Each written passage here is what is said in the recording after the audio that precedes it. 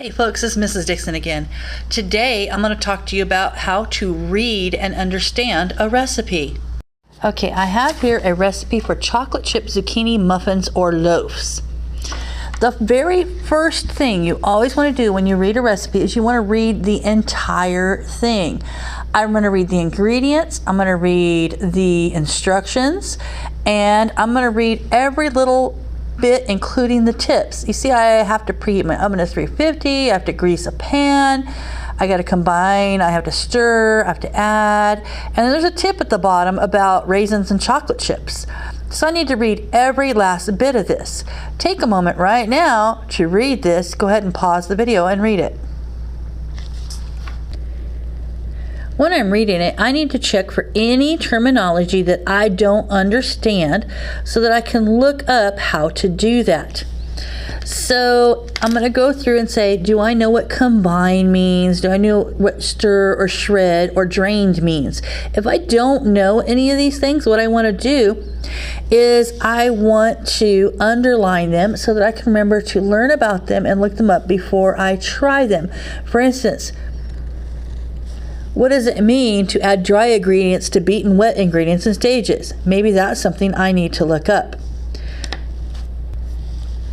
The next thing I want to do is I want to figure out what the total time is to cook this.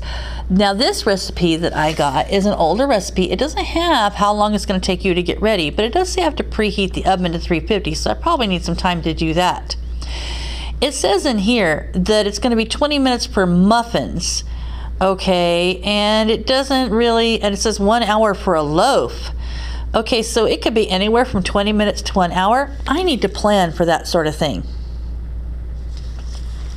I also need to plan ahead if I need to do anything special to my ingredients. Notice the second ingredient is 1 cup of shredded zucchini. That means I need to take that zucchini and shred it up. That might take me some time. I also have to have drained crushed pineapple. I can probably get that from a can, but if I'm making it from fresh pineapples, then I'm going to have to take the time to crush that pineapple and drain off the juice. I don't see anything here about softened butter or any of that. If you do need to soften butter, you're going to have to take the time to let that happen naturally.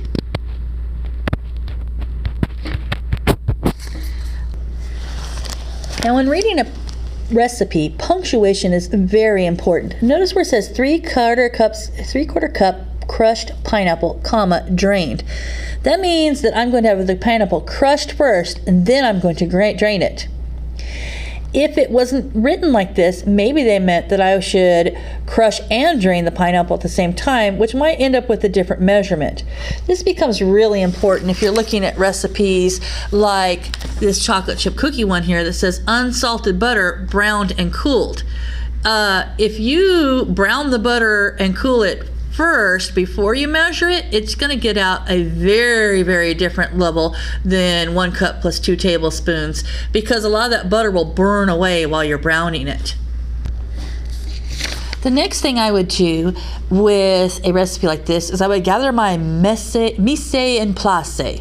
It means just get all your stuff together. Before I even started making this, I would lay out 2 eggs, a 1/2 cup of vegetable oil already measured in the measure cup, 1 cup of sugar, 1 teaspoon of vanilla, 1 cup shredded zucchini, 3/4 cup crushed pineapple drained, 1 1/2 cups of all-purpose flour, 1 teaspoon of baking soda, 1/4 teaspoon of baking powder, etc., so on. I would also make sure that I have turned on my oven and that I have my pan ready and greased. If you don't lay it out before you start, once you start doing it, you're gonna have to stop in the middle of what you're doing and get these things done, and sometimes that can mess up your recipe. I'm sorry, this thing does not pause like it's supposed to. Now, a lot of times the ingredients are actually grouped by what kind of ingredients they are or how much work you have to put through them. So you should take notice of how your ingredients are grouped. This one printed weird for some reason, but look, eggs and vegetable oil are wet, and then sugar, teaspoon vanilla, zucchini like that.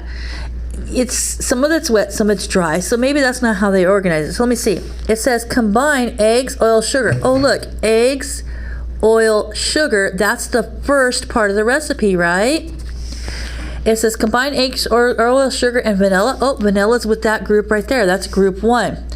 Beat until well served. So this is group 1 of ingredients. So I would combine that group together and have it ready to go.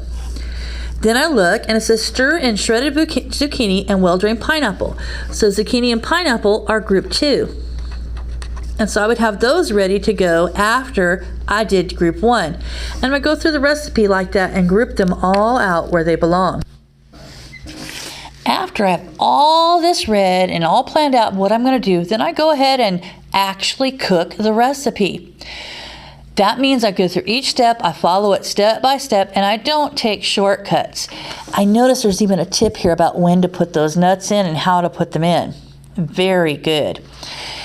After that, I'm going to taste the stuff that I did and see, did I do a good job or did I do something wrong, or was there something that I should have changed? Sometimes the recipes are good, but they're not the taste of what you like. Maybe you like a little more sugar. Maybe you would like a little less pineapple. That's okay, especially things like the nutmeg and the cinnamon. Those can be very overpowering. So after you cook your recipe, you're going to eat it and say, hey, did I like what I made? Am I going to do that again? And are there any changes that I need to make?